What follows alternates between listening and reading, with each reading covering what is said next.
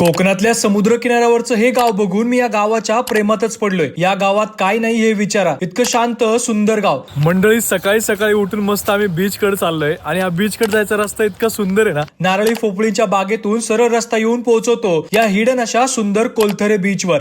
दापोलीतले छानसं कोलथरे गाव। इथे सकाळी या नारळाच्या झाडातून सूर्याची किरणे खाली पडतात, झाडांना या फवाऱ्यातून पाणी दिलं जातं आणि इथली घरं तर एखाद्या स्वप्नातील आहेत असं वाटतं। गावात फेरफटका मारला, छान कौलारू घरं पाहिली, इथे असणाऱ्या दुर्गा देवीचं दर्शन केलं आणि आता सकाळचे 9 ते 10 वाजलेत तरी चिमण्यांचे वेगवेगळ्या पक्ष्यांचे आवाज येत आहेत। सकाळचे 9 वाजलेत तरी पण एवढे चिमण्यांचे वगैरे आवाज येतात आणि इतकं शांत आहे ना। हे कोकण बघून खरंच मी प्रेमात पडलो या कोकणाच्या। हे झाड बघा, आता ठीक आहे पण रात्रीचं कोकणातल्या एखाद्या राखणदारासारखंच वाटेल।